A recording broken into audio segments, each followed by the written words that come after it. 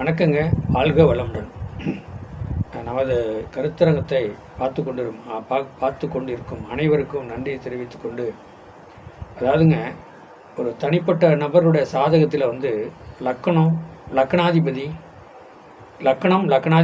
அவர் என்ன நிலைமையில் இருக்கார், அப்போ அந்த லக்கணாதிபதி என்ன நிலைமையில் இருக்கார், 2 கூடவே என்ன நிலைமையில் இருக்கார், 3ஆம் இடம் என்ன நிலைமையில் இருக்கார், 4 கூட என்ன நிலைமையில் இருக்கார். ஒரு லக்கணத்துக்கு 12 பாவத்தையும் பார்க்கணும். அந்த 12 பாவத்திலே அந்தந்த 12 பாவ அதிபதி என்ன நிலைமையில் இருக்கிறாங்க, எப்படி இருக்கிறாங்க, இந்த சாதகருக்கு சப்போர்ட் பண்ணுவாரா பண்ண மாட்டாரா அப்படின்னு சொல்லலாம். அப்போ லக்கணம் அடுத்து ராசி.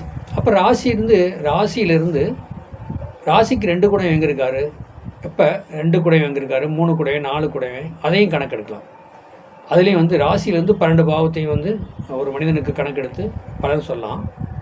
லக்கணத்திலிருந்து 12 பாகம் பலன் எடுத்து பலன் சொல்லலாம். அதில் எந்த ஒரு மாற்றம் வராது.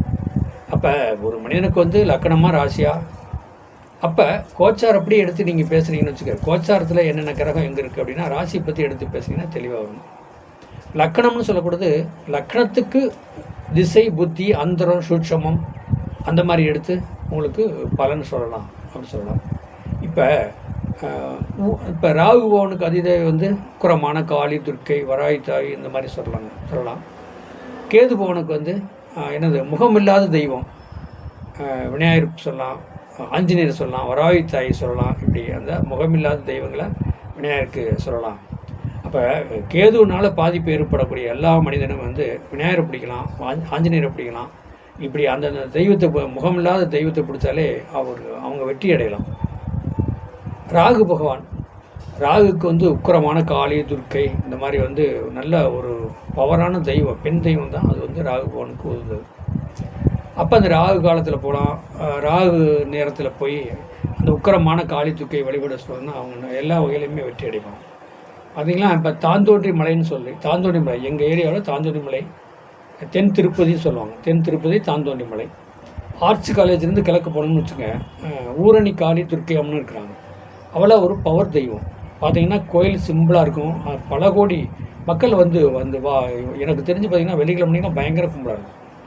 வெளியூர்லேருந்துலாம் வர்றாங்க, வெளியூர்லாம் வழிபட வச்சுட்டு போகிறாங்க. அந்த ராகு காலத்தில் போனீங்கன்னா நீங்கள் வெள்ளிக்கிழமை 10 to போகும் ராகு காலத்தில் போனீங்கன்னு வச்சுக்க, கும்பல் உள்ளே போய் சாயம் போடவே இடம் இருக்காது, அந்த விட கும்பல் வரும். அதே ஞாயிற்றுக்கிழமைக்கு அந்த ராகு காலத்தில் பார்த்திங்கன்னா நல்ல ஒரு கும்பல் வரும். அதாவது இந்த ராகு திசையோ ராகு அந்தரமோ ராகு சூட்சமோ ஓடக்கூடிய அனைவருமே உக்கிரமான காளி துர்க்கையை வழிபட வச்சுட்டு வந்தீங்கன்னா நல்ல ஒரு அமைப்பு, பிரச்சனை சிக்கலேருந்து நீங்கள் வெளியே வரலாம். கேது திசை ஓடுதுன்னு வச்சுக்கோங்க. அப்போ கேது திசை ஓடும்போது எப்படின்னா சங்கடகர சதுர்த்தி டயத்தில் விநாயகருக்கு ஒரு அரும்புல் சாத்தி வழிபட வச்சுக்கிறது, இல்லை விநாயகருக்கு ஒரு அபிஷேகம் பண்ணுறது, இந்த மாதிரிலாம் பண்ணிக்கிட்டிங்கன்னா நல்லாயிருக்கும். ஆஞ்சநேயருக்கு வெத்தலை மாலை சாத்துறது, வெத்தலை மாலை சாத்தி அவரை வழிபட வச்சுட்டு வாங்க. கண்டிப்பாக அந்த எல்லா வகையிலுமே ஒரு நல்ல மாற்றம் வரும். ஏன்னா ராகுக்கு உக்கிரமான காளி துர்க்கை அந்த மாதிரி தெய்வத்தை வழிபட வச்சோம்னா நல்ல பவர் இருக்குது. நம்ம அதனுடைய தாக்கத்திலேருந்து வெளியே வந்துடலாம், ராகு பவனோட தாக்கத்திலேருந்து வெளியே வந்துடலாம். அதே நேரத்துக்கு கேது பவன்னா கேது பவன் திசை ஊற்றி ஓடுதோ அப்படின்னா அந்த கேதுவுக்கு விநாயகரை வழிபடிச்சுட்டு வந்தோம்னா நல்ல ஒரு மாற்றம் வரும்.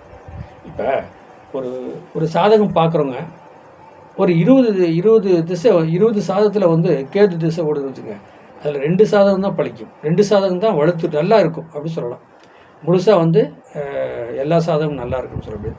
இதே ராகுல பார்த்திங்கன்னா ராகு திசை ஓடுது ஒரு மனிதனுக்கு, ஒரு 10 சாதகம் ராகு திசை பார்த்திங்கன்னா அதில் 6 சாதகம் 7 சாதமாவது அந்த சாதகரை நல்ல நிலைமை கொண்டு வரும். அதுதான் ராகு கேதுக்குள்ள ஒரு தன்மை. ராகுனா பிரம்மாண்டம் படுத்தும், பெரிய லெவலுக்கு கொண்டு போகும்.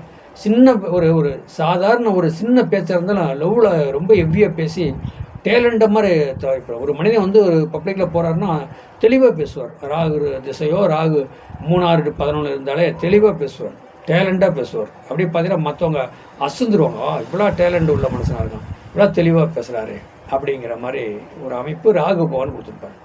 அவரோட லக்கணத்தில் 3, 6, 11 இருந்தாலே ராகு பவன் நல்லதை பண்ணுவார் அப்படி சொல்லலாம். அதே நேரத்துக்கு பார்த்திங்கன்னா கேது பவன் சொல்லக்கூடாது, அது 3, 6, 11 இருந்தாலும் நல்லது பண்ணும். இருந்தாலும் பெரியவங்களாம் பேசிகிட்டு இருக்கிறாங்க, நான் என்னத்தை பேசுகிறது, அவங்க சொன்னால் சரி அப்படின்னு ஓரமாகவே ஒதுங்கி நிற்கும். ஒதுங்கி போய் நின்று சும்மா இருக்காது. ஞானத்தை ஞானம் தெய்வ அனுக்கிரகத்தை தேடும், தெய்வத்தை கும்பிடும், குலதெய்வத்தை கும்பிடும். எனக்கு நல்லது நடக்கட்டும், நல்லது நடக்கட்டும். குலதெய்வத்தை தெய்வத்தை அங்கே கேட்கும் பொழுது பப்ளிக்கில் மக்கள்கிட்ட போய் அவங்க பேசவே பேசாது. அதுதான் ஞானகாரகன் கேது பகவான். இருக்கிறத சுருக்க பார்ப்பார். பெரிய லெவலுக்கு உள்ளவனே நடந்து வர மாதிரி முடியாத அளவுக்கு அந்த மாதிரி ஒரு ரீச்சை கொடுக்கறதுக்கு கேது பகவானோட ஆதிக்க பவர் இருக்குங்க. வாழ்க வளமுடன்.